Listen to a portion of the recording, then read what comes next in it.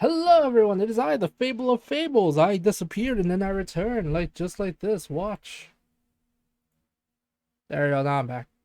And now I'm back. Hello. Anyway, today we're learning about the Skaven. Skaven weaponry, the worst kind of creativity. Skavens are my second favorite race in fantasy. The first one is the dwarves because they have gyrocopters. There's no reason for them to have helicopters, and they even hold grudges.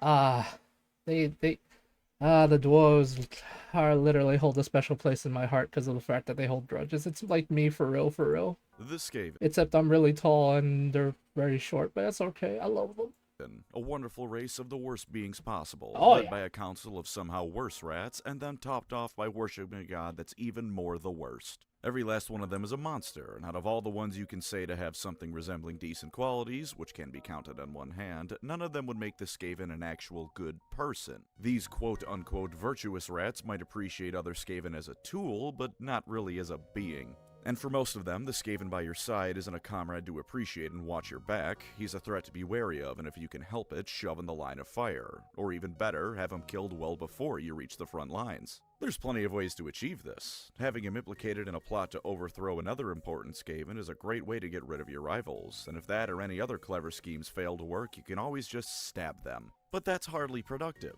Offing a rival only gets rid of things. It gets rid of the rival, but also any use you can wring out of them before they die. Why not use them as target practice for a new weapon? Or better yet, have him hold the weapon. At the experimental stage, it'll probably blow up and leave the living target unscathed. Or even better still, turn him into a weapon. You think that exposable infantry are the only way Skaven throw the lives of their lessers away? Buddy, that is the tip of the iceberg. The Skaven have all sorts of weapons, creations, and abominations, and all of them were the result of countless Skaven slaves dying to let them be made. So join me today as we look at some of the standout Skaven creations, be they technological, biological, or even both. Don't worry though, all of them are the ultimate human Skaven weaponry is amazing if it blows up, but it also will destroy its own creator, which is hilarious. rights violation. Oh But yeah. before we start the video, are you perhaps a bit hungry? If you aren't now, I'm sure you will be sooner or later, in which case may I introduce you to Factor, the sponsor of this video. Sorry, like I said, guys, I'm not nice enough to do that kind of thing. Now then, go gadget Rattling gun. Go gadget rattling gun. Oh my lord.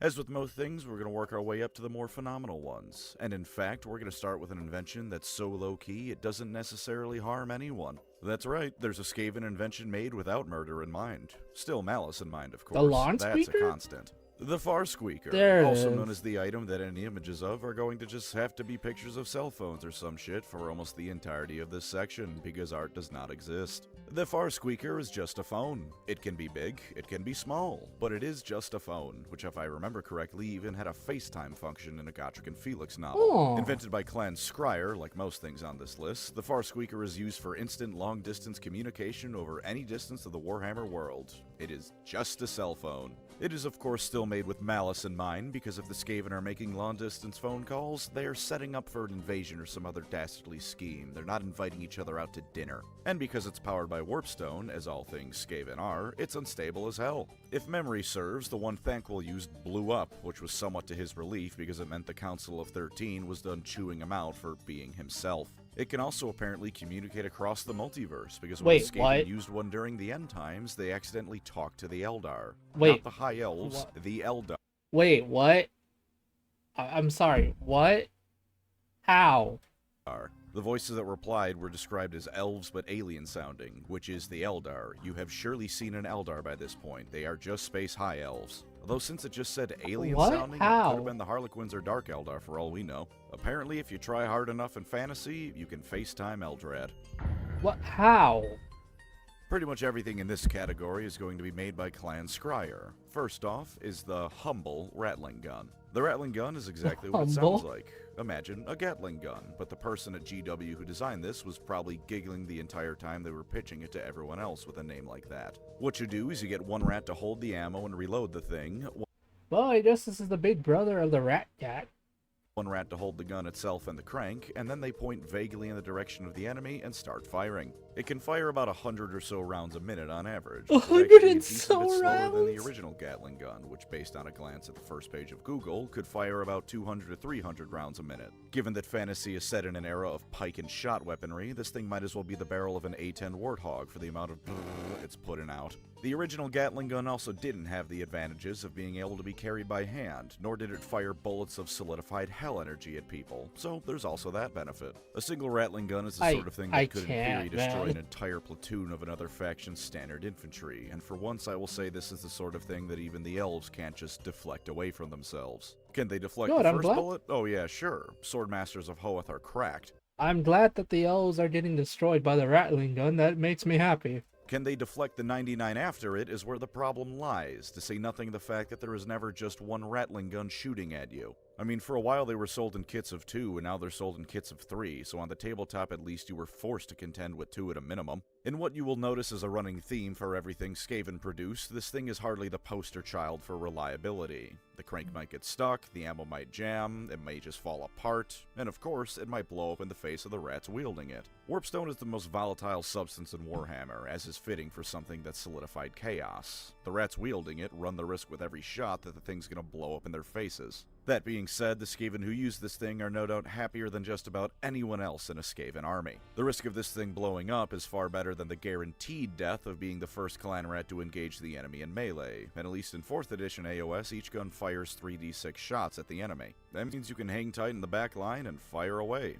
It is a shame that you can't overcharge them anymore, though. That was a fun mechanic that gave the Skaven more flavor, which is presumably why it got cut. Anyone who complains about the issue of that being unbalanced can go to hell. No one plays Skaven for their competitive status. We play Skaven because funny rat guys. There are 2 main other variants of the Rattling gun, which is a pattern repeated for another weapon we'll be talking about. The first is the Rattling Warp Blaster. It's a Rattling gun on a low-wheeled platform pushed around by other Skaven while one of them sits on a chair and shoots. This thing, thankfully, does still have the more Warpstone bullets ability that normal guns have had taken away from them, which means you can double your shots if you don't mind the possibility you'll blow up. You should be doing this at every possibility, because even if it blows up, you both doubled your firepower and had a fun time doing it. The final variant comes to us from Vermintide, where a single Storm Vermin can hold 1 rather than requiring 2 rats to carry it. It does far less damage than a normal Rattling gun, but as a trade-off, only 1 rat needs to hold it. That rat is more mobile, and it fires far faster. Using one of these well in versus mode can either pin an enemy team down while someone else moves into position, or if you line your shots up right, you can mulch through their health after enough time. Rattling guns are overall probably the Skaven weapon that puts the user at the least amount of risk, and they're probably again the happiest weapons team around.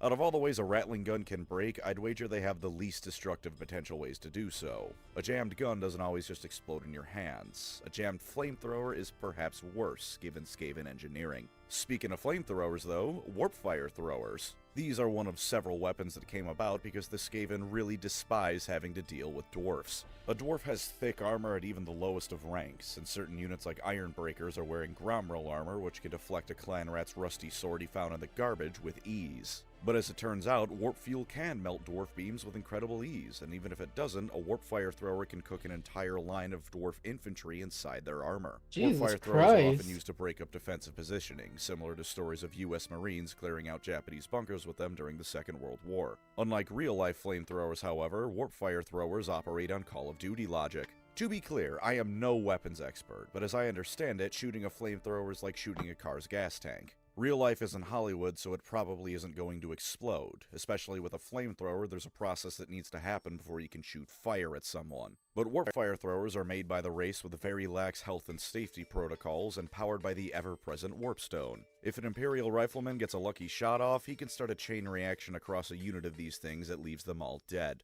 Nevertheless, this is once again seen as a better option than being a melee clan rat, because at least you're distance a bit away from the enemy, burning them alive.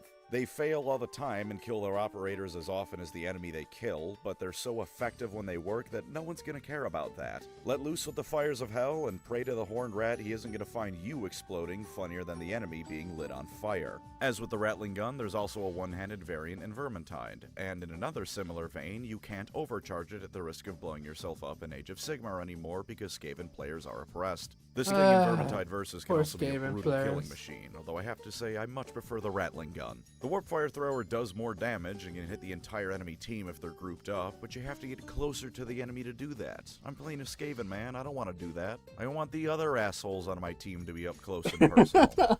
Let me see. Some of you may die, but that's a sacrifice I'm willing All of to these make. weapons so Oh my far God. have one big problem though, and it's that they're bulky and obvious weapons that can be dealt with by taking cover. There's no disguising a Rattling gun. It's pretty obviously a gun, even if the specifics of it might be beyond the infantryman looking at the thing. Get behind a big enough dirt mound when it fires and you're good. Even a warpfire thrower can conceivably be blocked with strong enough materials. If you're behind a metal wall and some asshole fires a flamethrower at you, you're probably fine as long as you aren't in some small metal cube that'll cook you alive. Oh, Don't dear. take cover inside the brass bowl and you're good. But you know what everyone needs to do no matter who they are or where they are? Breathe. Enter the second weapon great for murdering dwarfs in particular, the poison globe. It's honestly the least complicated poison invention on globe, this yeah. list. It's just a glass ball filled with poison gas. The Skaven who throw it at the enemy wear gas masks and protective clothing, but the poison can still kill them. And yes, this thing is normally thrown. Isn't that the best kind of chemical weapon? The kind where you just huck it and hope the wind isn't blowing in your direction? Because as you could expect, aside from the glass ball this thing is contained in being as fragile as, well, glass, this weapon can be defeated by a strong gust of wind. That being said, and while the clothing of a globadier is very obvious and recognizable, there's only so much that can be done if conditions favor the rat. You need to breathe. The poison globe turns the air to poison. Maybe you think you can hold your breath, but if you're in active combat, you're probably going to be huffing and puffing from the exertion. And if you think being in close quarters combat with the other Skaven means they aren't going to throw the globes at you anyway, you're a damn fool. And if you're in an enclosed building, just forget about it. In one of the Gotrek and Felix books, a dwarf is in an outpost and hesitates to call the alarm because he knows it'll be certain death from the Skaven all around him. He does so anyway because he's a true Dowie, and then his little cutscene ends with poison filling the room, if I remember correctly. It's warpstone-based poison too, because of course it is, so even if you somehow survive, get ready to mutate a little bit, buddy. Since the crucial flaw of this weapon is that the range is however far some malnourished rat can throw it, the Skaven decided to come up with a way to improve upon the design. Their solution was the Poison Wind Mortar. While this is another weapons team, and therefore requires two Skaven to wield effectively, this is made up. I'm not gonna lie, I'm loving so far the Skaven's insanity when it comes to weapons. I also love the units. They're really with a good. far I greater want to learn range more and about this payload. Skaven. A mortar can fire farther, and you can jam as many globes down the barrel as fit in it. Now, naturally, this introduces the possibility of a whole lot more mechanical issues, as you would expect of firing a glass orb out of a rusty tube. While they do need to get reasonably close and the globes are fragile, as long as the Skaven globadier holding one of the globes has steady hands, it ain't that bad. The mortar, meanwhile, might blow up, or the glass might shatter in the tube, and now the rats loading it are gonna suffocate because Skaven protective equipment is shit.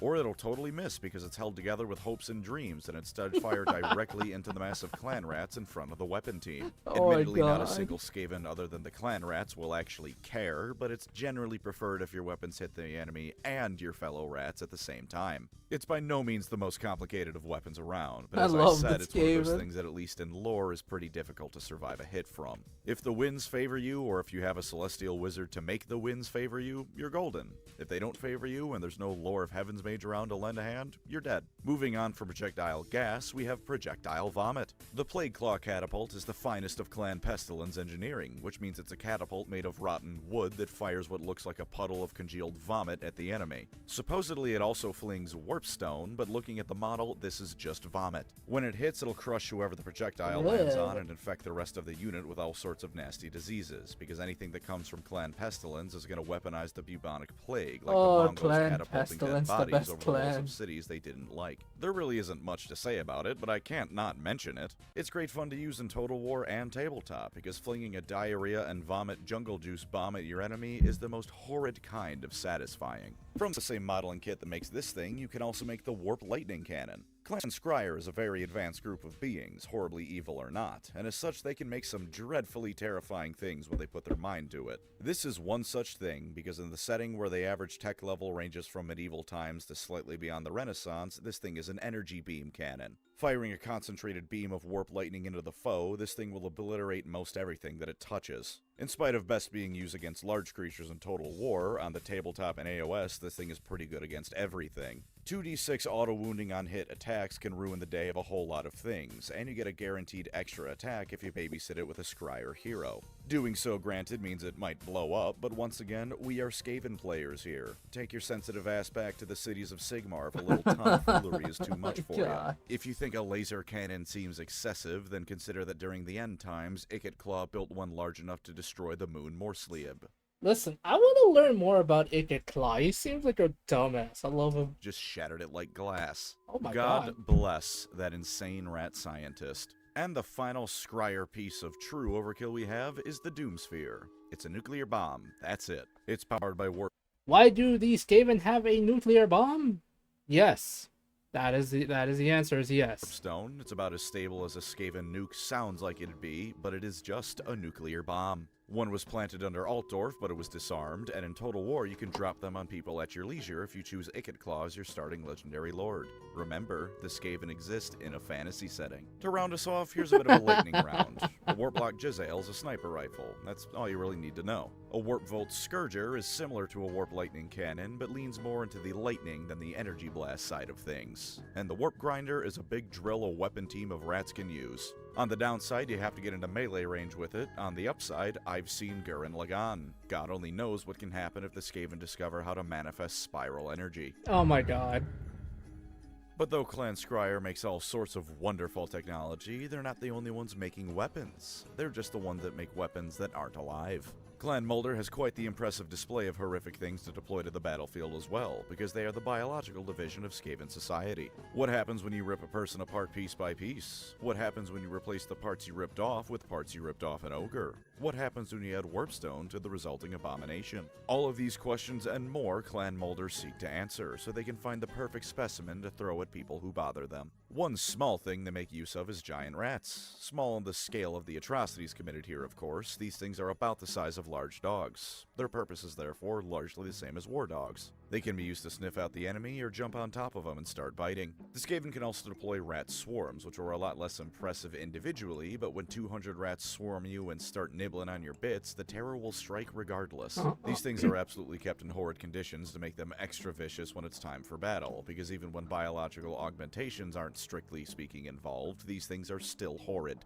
There's also the wolf rat variant, which is a cross between a rat and a wolf, at least in appearance. Same general purpose as a war dog, though. From there, if you get a big enough rat, you get a brood horror. If a giant rat being experimented on mutates enough and eats the rest of its litter, you get one that's the size of a truck that Clan Mulder likes to use as a mount. The most famous thing they've made is easily the Rat Ogre, or as I blurt out when I'm getting jumped by one in Vermintide, the Roger. A Roger is not necessarily made by crossing an ogre with a Skaven, although that has certainly happened. Covered in stitches and bulging with muscle, they look like if Frankenstein had a theming of rats. Unrelated, but piss off, person who's about to comment about how it's Frankenstein's monster. Victor Frankenstein made the monster, and you take your parent's last name. The monster only having the one parent, his name is therefore Frankenstein. With the strength of an ogre and rage instead of actual thought, these things are a bitch and a half to contain and transport, and even more of a bitch to fight. They're one of, if not the single most exported creation Clan Mulder has to offer, because everyone wants to throw these things at their enemies. Sometimes an enterprising master molder will graft weapons and armor to the thing, and no, I don't mean suit them up, I mean bolt metal plates to them, and if they're feeling real spicy, they can make a bonebreaker rat ogre.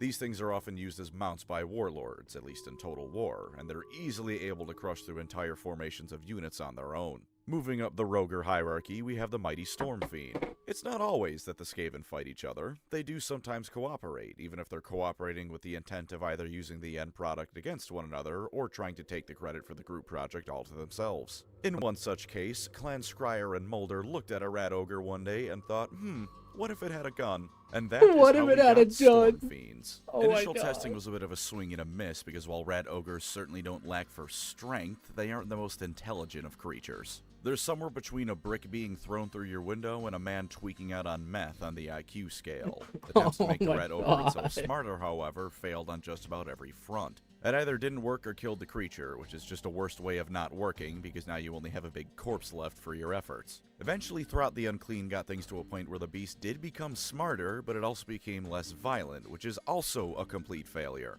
So, going back to the drawing board, Throt decided to graft Molder Packmasters to the nervous system of the Proto-Storm Fiends. This did allow the creature to control weapons and gain intelligence, since they were in a really messed up way being puppeted by the Packmaster, but the Packmasters were about as happy as you'd expect with this arrangement and tended to make their grievances known rather violently. Frustrated but refusing to give up, Throt decided that if he couldn't make the Rat Ogre smarter, and grafting someone onto it usually resulted in an impromptu fistfight with them, he decided to just grow his own Skaven. Somehow creating his own breed of Skaven that were semi-docile with massive brains, he fused them with the Rat Ogres he had and awaited the results. And it worked perfectly. The Rat Ogre, though still intensely violent, could be briefly controlled through the mini-rat on its back. When Throt had to figure out what weapons to give it to make it noticeably more deadly, Ikit came around and proposed they work together. Initially, neither side were happy with the agreement, and Ikit only proposed it because he needed to make something good to appease his superior.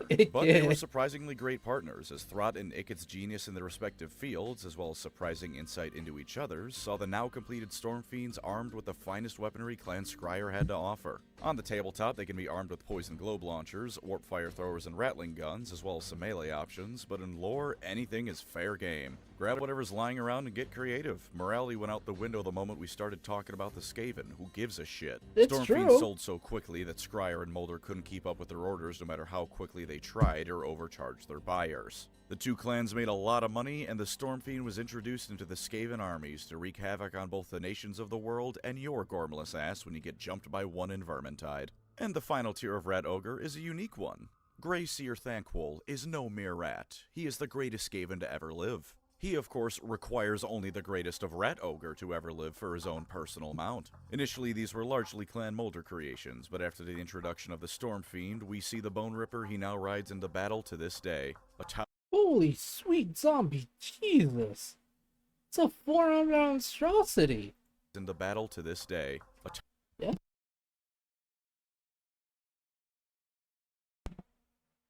Towering monster with 4 arms and weapons on each to match its size, there's almost nothing that can defeat this thing. In theory. In practice, a Bone Ripper's life expectancy can be measured in hours. Gotrek and Felix have a habit of butchering them whenever Thanquol brings one along, and if I'm remembering correctly, Thanquol ended up eating at least one of them. But in spite of this, a Bone Ripper is to Rat Ogres and Storm Fiends what the Ultramarines are to Space Marines, and should be respected and feared as the greatest threat of all on the battlefield. Right until the 4-foot-tall death-bound hurricane that is Gotrek Garrison rolls up. Then you can safely assume it's going to die quickly. There are a couple of other creations of Clan Molder as well. A Chimerat is a horrid fusion of a Hydra and Rat, for instance. Oh god. There's also the Brood Terror from Age of Sigmar, and to be honest with you, I have no idea what I'm looking at here.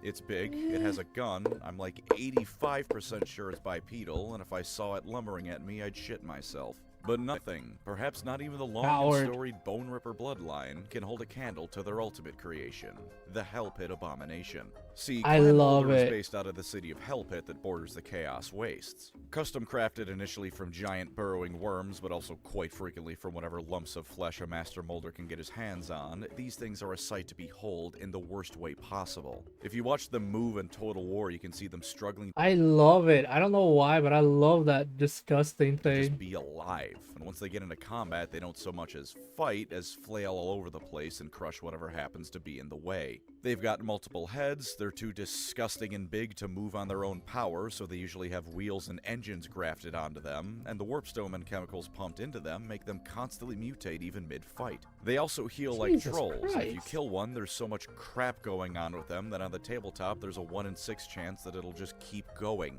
The rule is called Too Horrible to Die, which is probably the most... It is called Too Horrible to Die. As it twitches in its surrounding death throes, there's a chance that the abomination's unholy metabolism will resort one of its many foul hearts, or its creases will destroy ranks of pathetic rats that have been growling. That's what fitting name in all of Warhammer history. There's also the Avalanche of Flesh rule, which is just horrible mental imagery. Hell Pit Abominations as models are rather tragically small nowadays compared to how the game has progressed. If there's anything in the Skaven range that still drastically needs an update, it's these bad boys. These things in Total War can fistfight dragons. They should be at least the size of Imperial Knight, in my opinion. Maybe they can make 2 versions. Keep the present one as a lesser version, and the new and improved model can be the Hell Pit Atrocity or something like that.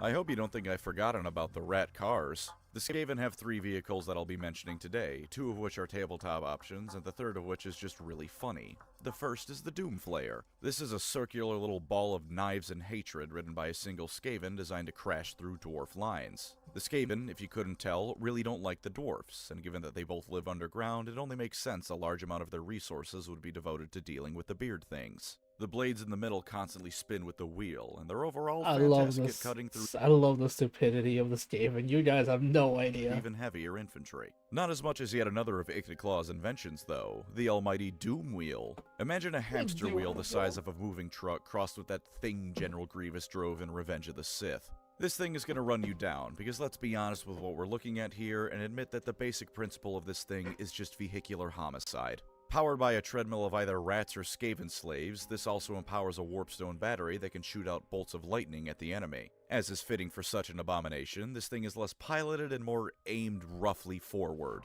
These things can get stuck in the mud, spin in circles, or just fall apart, leaving the rat piloting it zooming forward at 60 miles an hour like a Looney Tunes character falling off a cliff. Oh my Sometimes God. they just stop because the rats and or slaves running to power it get tired, and once they stop, they're not starting again, so if the enemy has been thoroughly routed, that crew is getting executed. None of this matters. They do not exist for long-term engagements. They do not exist with the rider's safety in mind. They exist to go forward, rip apart an enemy line, and then if they're lucky, fire a laser into it for good measure. And the mighty Doom Wheel is unmatched in this field as a war machine. And our last creation, the pinnacle of Skaven technology, is a piloted artificial comet. The entire Vortex campaign from Total Warhammer 2, where the twin-tailed comet shone in the sky and all the factions raced to take control of the Vortex and Ulthuan because of it. Yeah, it was just a rat they flew into space to create a fake comet. They tricked everyone from the elves to the lizardmen with Sputnik from Wish. God, I love these fucking rats. And those are the main highlights of the Skaven's creations. And remember, folks, just because it's alive doesn't mean it isn't a weapon. Thank you as always to my wonderful channel members. You are the warpstone to my Skaven creation, the beating malicious heart of this incompetent malicious channel. If you'd like to support the channel, feel free to subscribe or become a member. Either way, thank you for watching and take care out there. I just, goodness gracious almighty.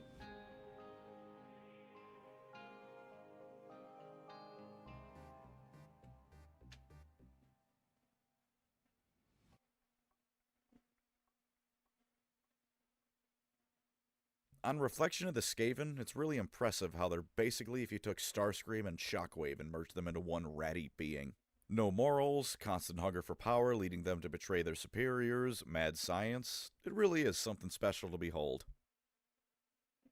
You know what? Yeah. Yeah, no, it's... Wow, that's Really is something fairly accurate. Anyway, guys, I hope you like this kind of content. If you want me to react to any more fantasy stuff or more Pancreas No Wart stuff, please do let me know in the comments section. I'm dying. It's so hot today, guys. Anyway, if you guys want me to react to any more of that, please do let me know. I love learning about random stupid Skaven stuff or anything. I love you all. I will see you all later. Bye. Oh yeah. If you're feeling generous, please feel free to donate.